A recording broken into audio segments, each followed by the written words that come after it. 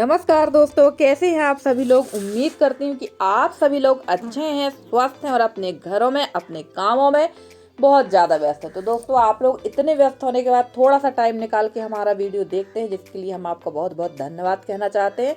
तो चलिए फ्रेंड्स, ये वीडियो है 17 तारीख का, जिस दिन हमारे यहाँ वोटिंग हुई थी उस दिन का वीडियो है।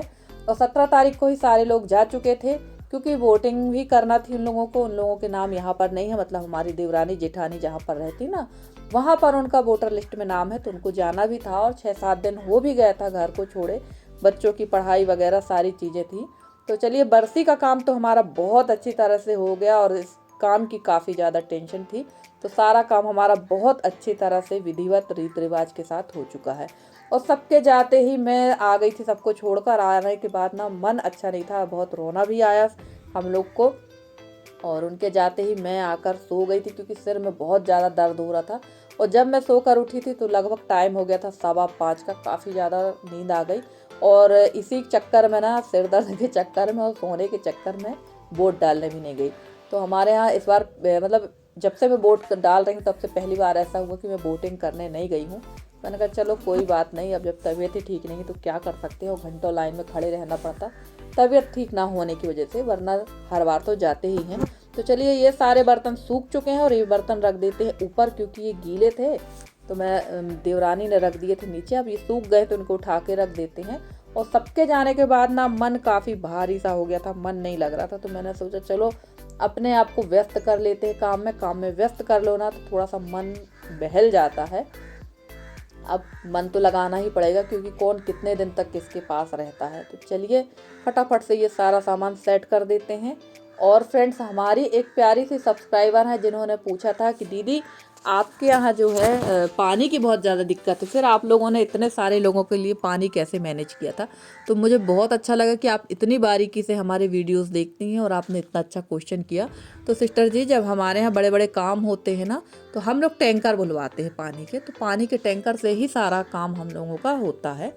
और नल वगैरह जो है इतना तो नहीं आते हैं कि इतने सारे लोगों के लिए पानी की पूर्ति हो पाए। तो टैंकर बुलवाना पड़ता है हम लोगों को पानी का, और आसानी से टैंकर हमारे यहाँ आ जाते हैं। और हमारी एक प्यारी सिस्टर और हैं, उनका नाम है प्रतिभा दुबे। तो उन्होंने पूछा था कि दीदी आप जो है, मेरे हस्बैंड हमेशा आपके घर की तारीफ़ करते कि आप अपने घर को बहुत अच्छी तरह से साफ़ सुथरा रखती हैं, मैनेज करके रखती हैं। तो ये बताइए आप इतना सब कैसे कर लेती हैं, हम तो इतना नहीं कर पाते। तो सिस्टर जी, घर अपना है, अपन को अपने घर को कैसे रखना है ये अपने ऊपर डिपेंड करता है। और सच कहूँ तो मैं कच्चे घर में रहती हूँ, गांव में रहती हूँ, पर मैं पूरी कोशिश करती हूँ कि घर मेरा नीट एंड क्लीन रहे, क्योंकि फैला घर और गंदा घर मुझे बिल्कुल भी पसंद नहीं है। और अब एक आदत सी हो चुकी है घर की साफ़ सफाई और एकदम साफ़ सुथरा रखने की। और घर गृहस्थी में तो सारे काम करना ही पड़ते हैं, धीरे धीरे करो, एकदम से मत करो। पर अपना काम अगर हम नहीं करेंगे, अपने घर को हम साफ़ सुथरा नहीं रखेंगे, तो मोहल्ले पड़ोस के लोग नहीं आएंगे अपने घर को साफ़ करने के लिए। तो बस वही आदत हमारी है और हम घर को रखे रहते हैं साफ़ सुथरा। और कहीं जाने से बेहतर है कि अपने घर के ही काम निपटा लो जो पेंडिंग पड़े रहते हैं। फालतू कहीं बैठकर गप्प करने से कोई लेना देना नहीं है, और दिन भर सोने से भी कोई मतलब नहीं है कि दिन भर हम पड़े पड़े पलंग तोड़ें और घर ऐसा ही डला रहे।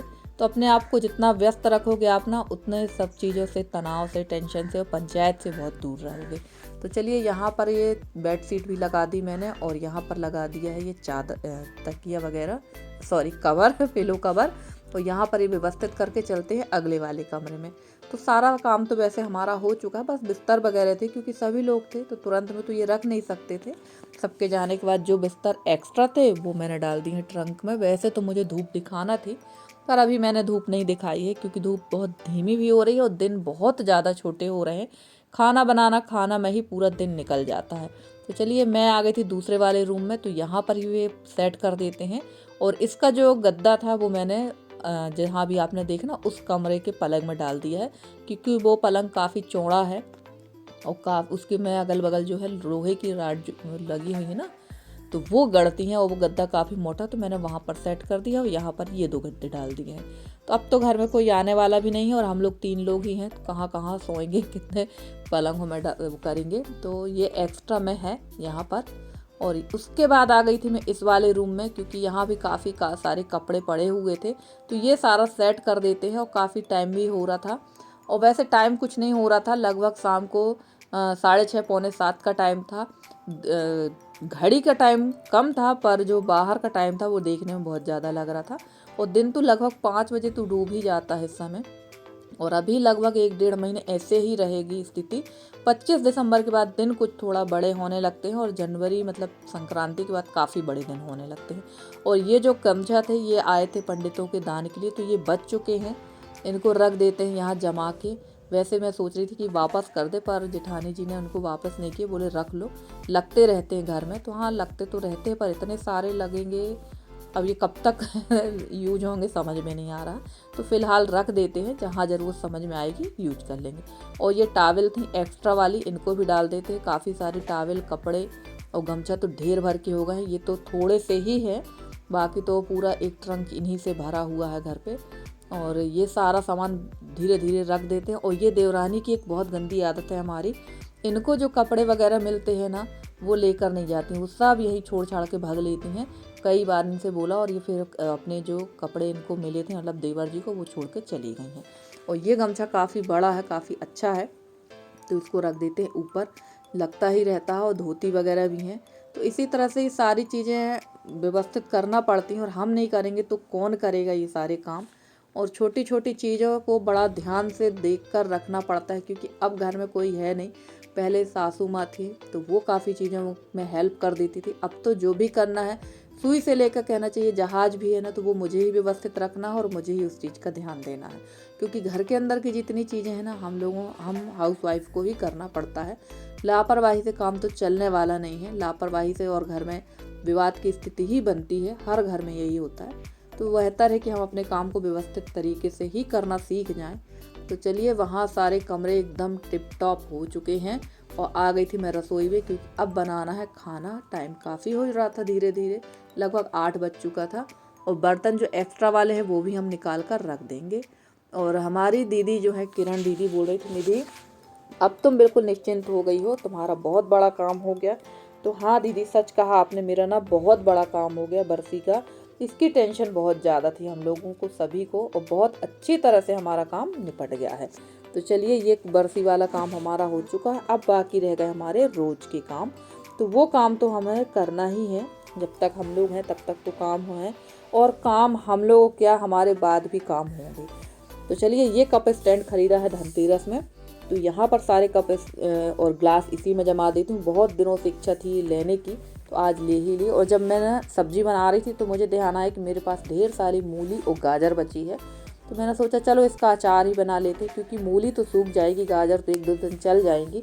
और मूड बिल्कुल नहीं था मीठा बनाने का, हलवा वगैरह बनाने का, क्योंकि ऑलरेडी इतना ज़्यादा मीठा घर में रखा है, तो मन नहीं था मेरा ये बनाने का। मैंने सोचा चलो इसका अचार ही बना के रख लेते, ठंड तो आ ही गई है, तो ठंड में तो गाजर मूली का अचार बनता ही है। तो फटाफट से इनको यहाँ छील कर साफ़ कर लेते हैं। और आलू मैंने पकने रख दिए हैं गैस में। और फ्रेंड्स, आप लोग को थोड़ा सा रसोई फैली समझ में आ रही होगी तो प्लीज़ इग्नोर करिएगा। पीछे जो मेरी टोकनी रखी है बास में, उसमें रखी हुई है पूड़ी जो बची हुई है। तो अब ये पूड़ी तो कोई खाएगा नहीं, क्योंकि ये कड़ी भी हो गई हैं, तो थोड़ी थोड़ी करके गाय को दे देंगे। एकदम से गाय को ना ज़्यादा अनाज हमारे यहाँ नहीं देते हैं, वरना गाय इतना अनाज डाइजेस्ट नहीं कर पाती हैं और वो हो जाती हैं बीमार। क्योंकि गांव देहात में जो गाय होती है ना, उनको ज़्यादा अनाज खाने की आदत नहीं होती। और आगे जो आपको टोकनी दिख रही हो तेल का डिब्बा, तो इसमें जो है तेल है थोड़ा सा, वो भी मैं खाली करके इसको धुल लूँगी। और ये जो डिब्बा टोकरी में सब्जी एक्स्ट्रा वाली है, इसमें चुकंदर प्याज वगैरह है, और 1-2 मैंने मूली बचा दी है। तो चलिए फटाफट से गाजर मूली को छील लेते हैं। और गाजर मूली का जो अचार है अभी नहीं बनेगा, रात में तुरंत में, ये मैं आपको अगले वीडियो में दिखाऊंगी। और गाजर मूली को बढ़िया से मैंने धोकर काट लिया था। और मिर्च भी देखिए काफ़ी सारी बची हुई है, हरी मिर्च, इसमें से भी कुछ मिर्च लेकर इसका अचार बना लेंगे, और जो बचेंगी उनको रख लेंगे। और लाल वाली मिर्च मैंने अलग छाँट के रख ली है, क्योंकि ये सारी चीज़ें काम हमको ही निपटाना है, हम लोगों को ही करना है। तो बेहतर है कि कोई चीज़ फेंकने से अच्छा है, ख़राब होने से अच्छा कि उसका हम यूज़ कर लें। तो कोशिश मेरी पूरी यही रहती है कि मैं सारी चीज़ें थोड़ी थोड़ी करके यूज़ करूं, और अच्छी तरह से बेहतर तरीके से हर एक चीज़ का उपयोग मैं कर सकूं, और वो ख़राब भी ना हो। तो मेरा यही सोचना रहता है, कोशिश पूरी यही रहती है। और हम लोगों को ये सारे काम आना भी चाहिए, क्योंकि हम ही लोग को घर गृहस्थी चलाना है। वेस्टेज करने से किसी भी चीज़ का कोई मतलब नहीं है। जितना आप मितव्ययी होंगे कल आपका उतना ही बेहतर होगा। मेरा तो यही सोचना है। आगे आप लोग सब बहुत समझदार हैं। तो चलिए, यहाँ मूली के भी अपने हिसाब से आप टुकड़े कर लीजिए। और मूली के टुकड़े मैंने कर लिए हैं लगभग 2-2 इंच के। और यहाँ पर मूली कट करने के बाद में इसमें डाल देंगे थोड़ा सा नमक, क्योंकि मूली का अचार आप डायरेक्ट बगैर इसका पानी निकाले बनाएंगे ना, तो मूली के अचार में आती है बहुत बुरी तरह से बदबू, तो उसको खाना तो पॉसिबल नहीं होगा। तो इस तरीके से अगर आप मूली का और गाजर का अचार बनाएंगे तो ये चलेगा भी अच्छा, और मूली की इसमें महक भी नहीं आती कि इसमें मूली डली है, कोई पता भी नहीं लगा पाएगा।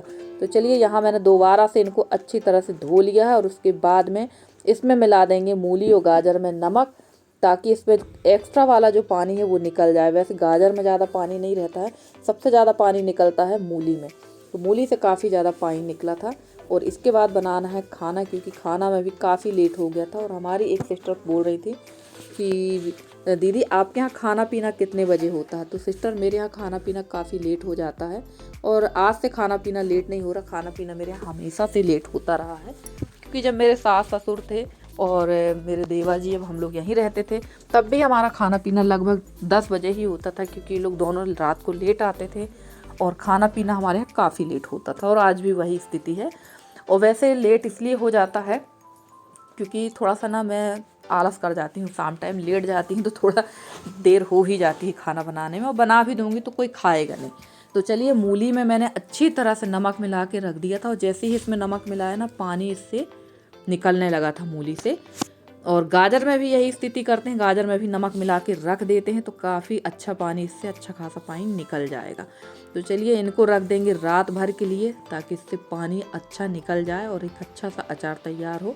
और इसके बाद बनाएंगे फटाफट से खाना। और रसोई इतनी ज़्यादा फैली हुई ना कि इसको भी साफ़ करना है मुझे, क्योंकि इतना फैला फैला देख के मुझे भी अच्छा नहीं लग रहा था। आप लोग सोच रहे हैं कि आज इसने कितना फैला के रखा है। तो चलिए, फटाफट से ये काम तो मेरा निपट गया, और काफ़ी बड़ा काम ये भी हो गया है।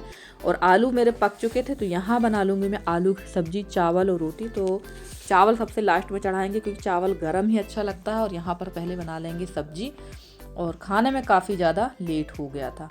फ्रेंड्स, आप लोगों को मेरे वीडियो कैसे लगते हैं? अगर आप लोगों को मेरे वीडियो पसंद आते हैं तो प्लीज़ वीडियो को लाइक करिए। चैनल में नए हैं तो चैनल को सब्सक्राइब करके एक प्यारा सा अपना सहयोग हमारे साथ बनाए रखिए। और मेरे जितने सब्सक्राइबर हैं, व्यूवर्स हैं, जितने भी मेरे पुराने सब्सक्राइबर हैं, मैं सबका बहुत बहुत बहुत धन्यवाद कहना चाहती हूँ कि आप लोग मुझे इतना सहयोग करते हैं, इतना स्नेह देते हैं, जिसके लिए मैं आप लोग की बहुत आभारी हूँ। और आप लोग अपना सहयोग और स्नेह इसी तरह से बनाए रखें, ताकि मैं भी आगे बढ़ सकूं। आलू की सब्ज़ी बहुत अच्छी बनी थी, एकदम खट्टी खट्टी सी, क्योंकि आलू की सब्ज़ी मुझे तो खट्टी ही अच्छी लगती। आप लोग को कैसी अच्छी लगती बताइएगा ज़रूर आप लोग। तो चलिए, सब्ज़ी बन चुकी थी और इसके बाद मुझे बाकी की चीज़ें करना थी। और यहाँ फ़ोन आ गया था मेरी बहन का, तो मैं उससे बात भी करती जा रही थी और काम भी करती जा रही थी। और यहाँ पर मुझे अभी चावल और रोटी भी करना है, तो वो भी हो जाएगा। और यहाँ पर घी भी मैंने पका रखा था, तो वो भी कढ़ाई रखी हुई है। और अभी थोड़ा सा अस्त व्यस्त है, 1-2 दिन में ये भी नीट एंड क्लीन हो जाएगी रसोई। और लिपाई तो अब होगी ही, यहाँ की खाना बनेगा तो लिपाई भी होगी। तो चलिए फ्रेंड्स, सब्जी हमारी तैयार हो चुकी है। अब इसको पकने देते हैं। और खाना हमारा कंप्लीट हो गया था और लगा दिया है मैंने यहाँ सबका खाना।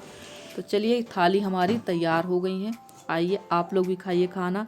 और फ्रेंड्स, आज का वीडियो आप लोग कैसा लगा ज़रूर बताइएगा कमेंट करके। अगर आज का वीडियो अच्छा लगा तो प्लीज़ वीडियो को लाइक करिएगा। चैनल में नए हैं तो चैनल को सब्सक्राइब ज़रूर करें और अपना सहयोग हमारे साथ बनाए रखें, ताकि हम भी आगे बढ़ सकें और आप लोगों के लिए अच्छे से अच्छी वीडियो लेकर आते रहें। तो चलिए फ्रेंड्स, मिलते हैं आपसे अगले वीडियो में। तब तक के लिए दीजिए मुझे इजाज़त। Bye bye and take care.